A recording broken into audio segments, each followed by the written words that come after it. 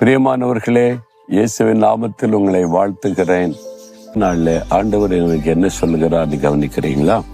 ஏசாயா 41:13 பயப்படாதே, நான் உனக்கு துணை நிற்கிறேன் என்று ஆண்டவர் சொல்றார். ஆங்கில வேதாமத்தில் என்ன எழுதியிருக்குன்னா, fear not, I will help you. நான் உனக்கு துணை நின்று உதவி செய்வேன். இன்னைக்கு யாரோ ஒரு உதவியை தேடுறீங்களா? உங்களுடைய சொந்த காரியம் அல்லது உங்களுடைய குடும்ப காரியம், பிஸ்னஸ் காரியம், ஊழிய காரியத்தில் யாராவது உதவி செய்தால் நல்லா இருக்கும் அப்படின்னு நினைக்கிறீங்களா? ஏதோ ஒரு உதவி, மனுஷ உதவி தேவைப்படும், இல்லை எல்லாருக்குமே தேவைப்படும். எனக்கு உதவி செய்யறதுக்கு அநேக மனிதர்களை கர்த்தர் பயன்படுத்துவதை நான் பார்த்திருக்கிறேன். அப்போ ஆண்டவர் சொல்றாரு, நான் உனக்கு துணையா இருக்கிறேன், நான் உனக்கு உதவி செய்யறேன், நீ பயப்படாத. பயப்படுகிற சூழ்நிலை, அந்த சூழ்நிலையில நீங்க நின்று கொண்டு இருக்கிறீங்க. என்ன செய்யறது, யார் செய்வா அப்படின்னு சொல்லி நீங்க அவருடைய உதவியை நாடுங்க. யாரை கொண்டு உங்களுக்கு உதவி செய்தா சரியா இருக்குன்னு அவருக்கு தெரியும். நீங்க ஆட்களை தேடுவதை விட அவர் கரெக்டான ஆளை கொண்டு வந்து உங்களுக்கு உதவி செய்து விடுவார். சில சமயம் ஆளை இல்லாம ஆட்டோமேட்டிக்கா ஆண்டவர் நடக்க வச்சிருவார். பிறகு எதுக்கு நீங்க பயப்படணும்? இல்லைங்க, இந்த மாதிரி இந்த ஆள்கிட்ட போய் யார் பேசுறது, எங்களுக்காக இந்த அதிகாரிகிட்ட யார் பேசுறது, எங்களுக்காக இதை யார் செய்யறது, இந்த வழக்கு நடக்குது யார் முடிச்சு வைக்கிறது? அவர் வாக்கு கொடுத்துட்டார். நீ பயப்படாதே மகனே, பயப்படாதே மகளே, நான் உனக்கு துணை நிற்கிறேன், நான் உனக்கு உதவி செய்கிறேன்னு சொல்றார்.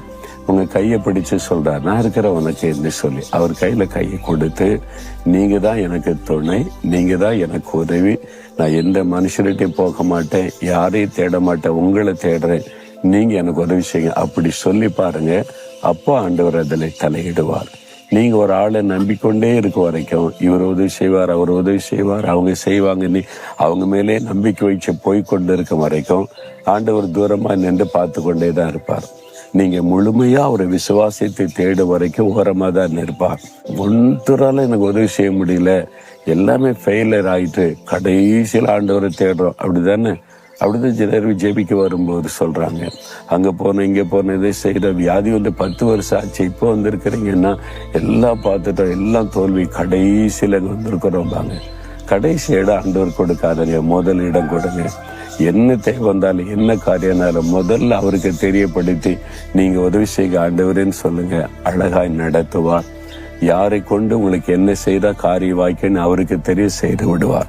இப்போவாவது ஆண்டவரே, மனுஷனை நம்பி போன காரியத்தை மன்னிச்சிருங்க, உங்களுக்கு முதலிடம் கொடுக்காம இருந்ததை மன்னிச்சிருங்க.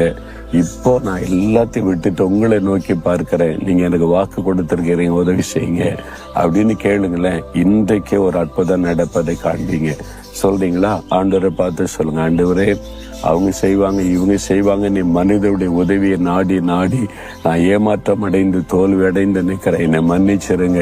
கடைசியா தான் உமக்கு இடம் கொடுத்துட்டேன், ஆனா இப்ப என்னை மன்னித்து இப்ப முதலிடம் உமக்கு தருகிறேன். நீங்க தான் எனக்கு உதவி செய்யணும், நீங்க இந்த காரியத்துல எனக்கு அற்புதம் செய்யுங்க, எனக்கு வாக்கு கொடுத்துட்டீங்க, பயப்படாதே நான் துணை நிற்கிறேன்னு எனக்கு துணை நின்று இதை செய்து கொடுங்க. இன்றைக்கு ஒரு அற்புதத்தை நான் பார்க்கணும். இயேசுவின் நாமத்தில் ஆமேன்.